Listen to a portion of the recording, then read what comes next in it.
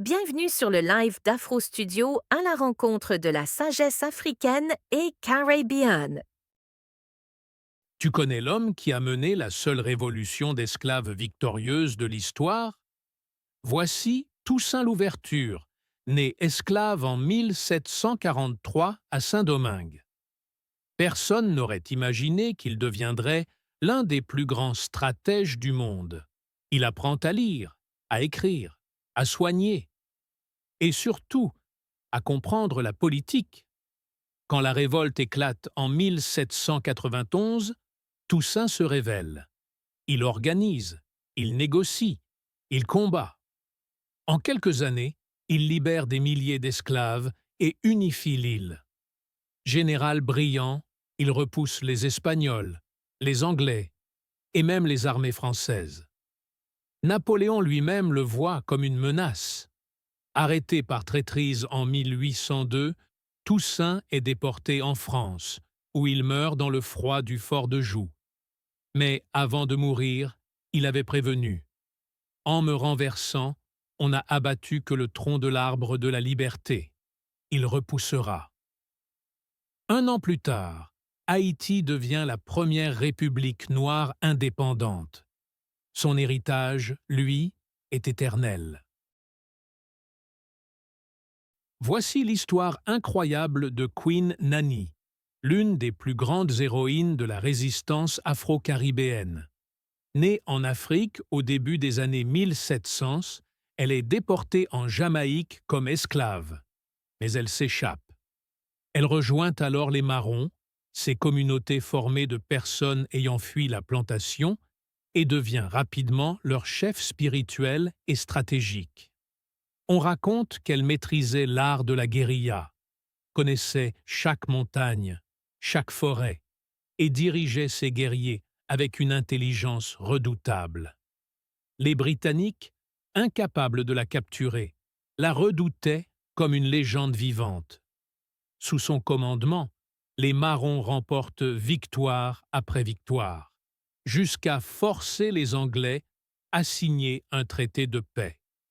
Aujourd'hui, Queen Nanny est célébrée comme héroïne nationale jamaïcaine, symbole de liberté, de résistance et de courage inflexible. Voici l'histoire de Mansa Moussa, l'homme considéré comme le plus riche de tous les temps. Empereur du Mali au XIVe siècle, il contrôle les plus grandes mines d'or de la planète.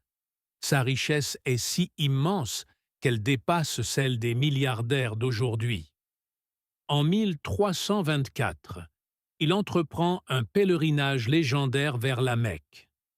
Il voyage avec des dizaines de milliers de personnes et une caravane de camels chargés d'or pur. À chaque ville traversée, il distribue tant de richesses qu'il provoque. Une crise économique. À ce point-là, oui. Tombouctou devient sous son règne un centre mondial du savoir, de la culture et du commerce. Mansa Moussa n'est pas seulement un symbole de richesse, il représente la grandeur d'un empire africain prospère, organisé et influent. Plus de 700 ans après, sa légende continue d'inspirer le monde entier. Connais-tu vraiment l'histoire de Malcolm X? Né Malcolm Little en 1925, il grandit dans une Amérique violente et profondément raciste. Son père est assassiné, sa famille est brisée, et le jeune Malcolm sombre dans la rue, puis en prison. Mais derrière les barreaux, tout change. Il découvre l'éducation, la discipline et rejoint Nation of Islam. À sa sortie, Malcolm X devient une voix puissante, charismatique, un orateur redouté qui dénonce l'oppression et réclame la dignité noire, sans compromis. En 1964, après un voyage à la Mecque, il évolue. Il ouvre son message à l'unité et à la justice universelle. Un an plus tard, en 1965, il est assassiné. Mais son héritage reste immense. Malcolm X, c'est la preuve qu'un homme peut transformer sa vie et changer le monde en trouvant sa voie. Connais-tu l'histoire de Zumbi dos Palmares? Né en 1655 au Brésil, Zumbi est l'une des figures les plus emblématiques de la résistance contre l'esclavage. Enlevé très jeune et confié à un missionnaire, il apprend le portugais, le latin et les traditions chrétiennes. Mais à seulement 15 ans, il s'échappe et retourne au Quilombo dos Palmares, un immense refuge fondé par des esclaves en fuite. Zumbi devient un stratège hors pair et un guerrier redouté. Il défend Palmares contre les attaques portugaises pendant des années, organisant la résistance, protégeant son peuple et incarnant l'espoir de liberté pour des milliers de personnes opprimées.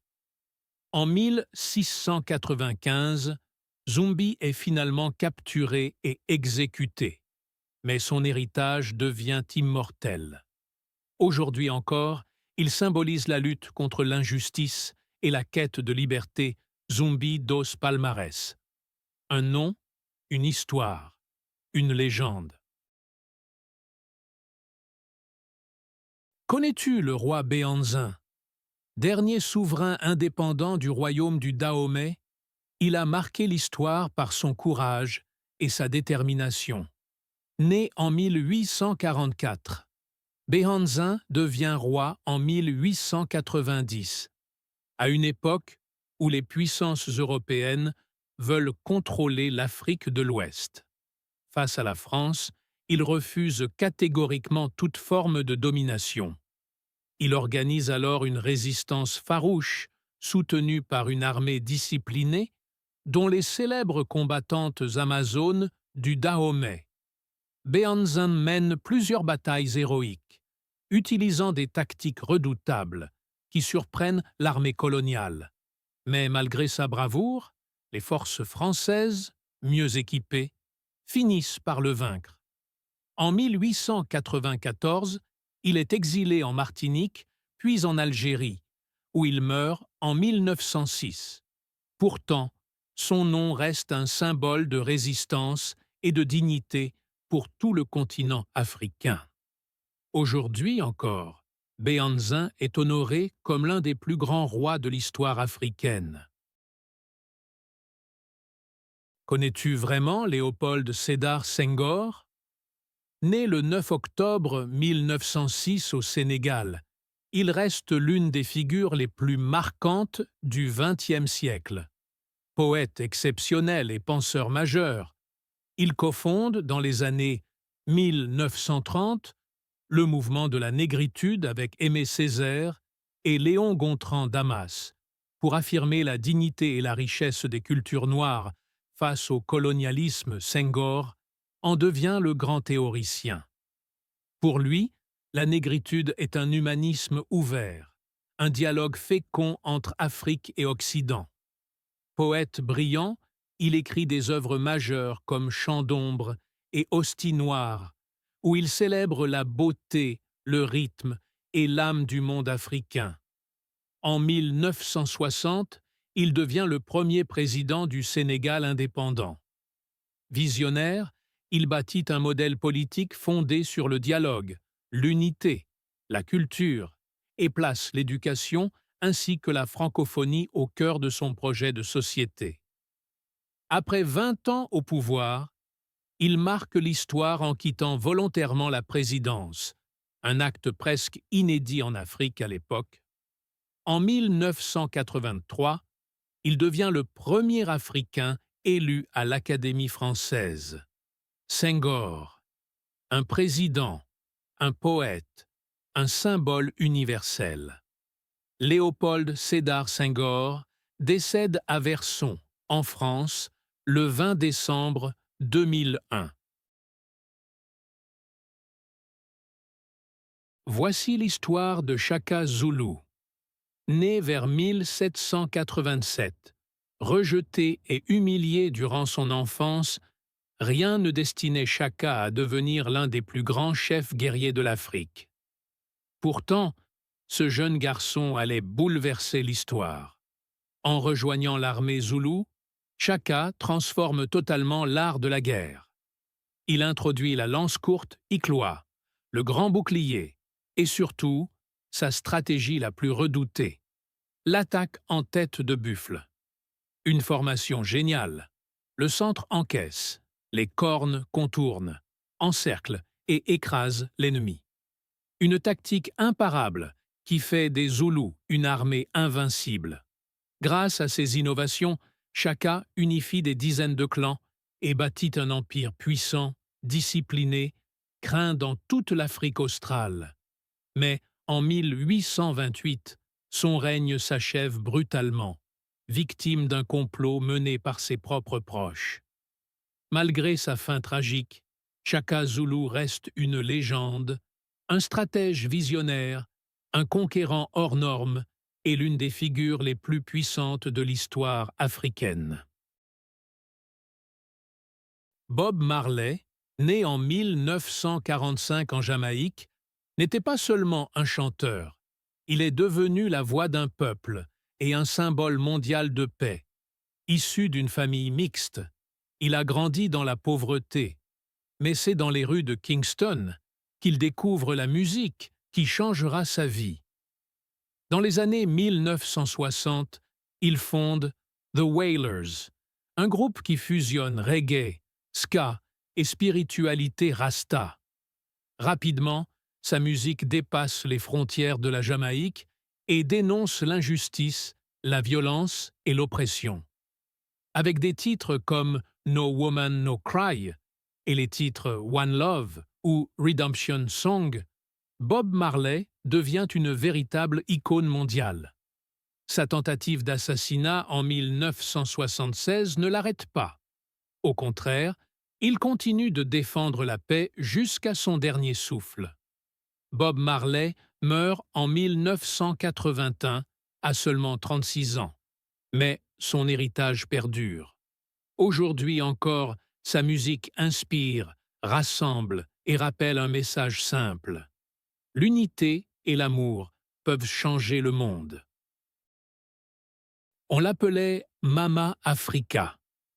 Myriam Makeba, née en 1932 en Afrique du Sud, grandit au cœur d'un pays étouffé par l'apartheid.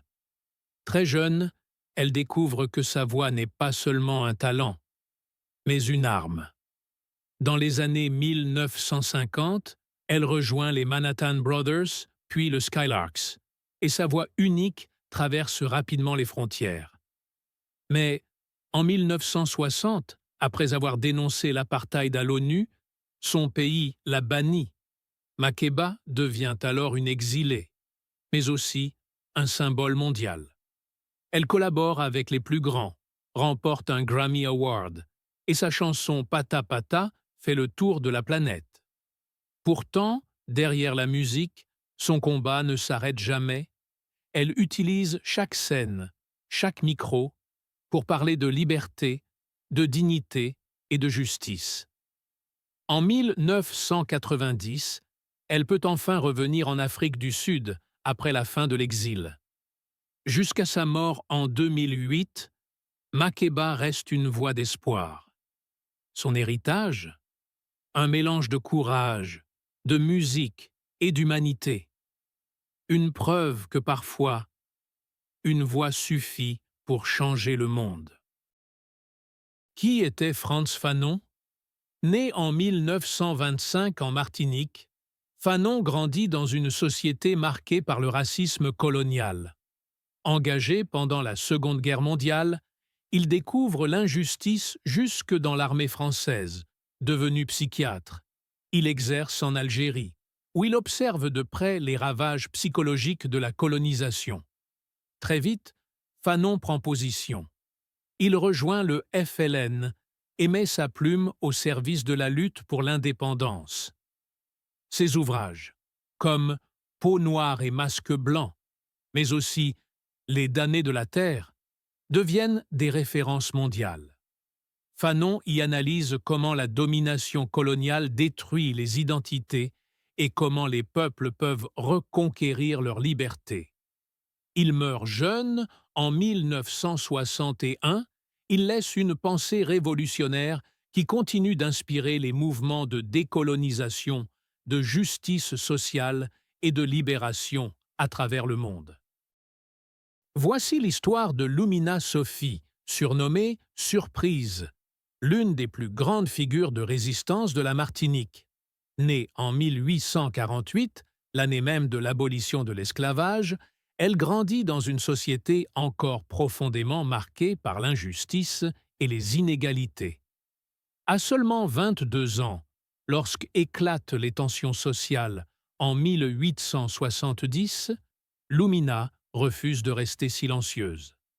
Elle se lève, rassemble, organise et devient rapidement l'une des voix les plus puissantes du soulèvement populaire du Sud de la Martinique courageuse. Déterminée, elle combat pour la justice, pour la dignité, pour son peuple. Arrêtée, jugée puis déportée, Lumina Sophie ne reniera jamais son engagement. Aujourd'hui, elle est reconnue comme une héroïne martiniquaise, symbole de résistance, de liberté et de fierté. Lumina Sophie, ce n'est pas seulement une page d'histoire, c'est une inspiration pour toutes les générations. Esclave devenu roi, tu y crois? Né en 1767, Henri-Christophe a connu la misère avant de changer le destin d'Haïti. Enfant, il combat déjà aux côtés des Américains pour leur indépendance. Plus tard, il devient l'un des généraux les plus redoutés de la Révolution haïtienne. En 1811, il se couronne roi Henri Ier du nord d'Haïti. Visionnaire, il fait bâtir la citadelle Laferrière et le palais Sans Souci, symbole de la puissance noire et de la liberté. Mais son règne autoritaire et son rêve d'un royaume fort se heurtent à la révolte.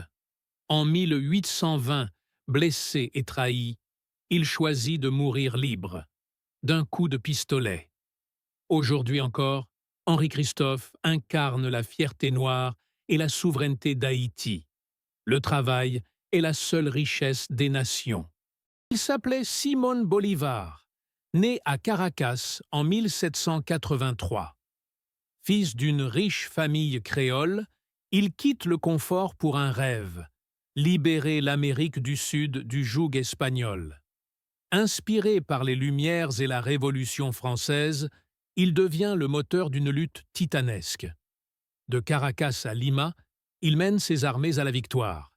Venezuela, Colombie, Équateur, Pérou, Bolivie, Panama. 6 nations lui doivent la liberté. Surnommé El Libertador, il rêvait d'une grande union latino-américaine. Mais les divisions détruiront son œuvre. Avant de mourir en 1830, il écrira « J'ai labouré la mer ». Et pourtant, son nom résonne encore comme un cri de liberté à travers tout un continent. Connais-tu l'homme qui a libéré le premier pays d'Afrique noire? Né en 1909 dans un petit village du Ghana, Kwame Nkrumah va devenir le symbole de toute une génération. Après des études aux États-Unis et à Londres, il découvre le panafricanisme et rêve d'une Afrique unie et libre.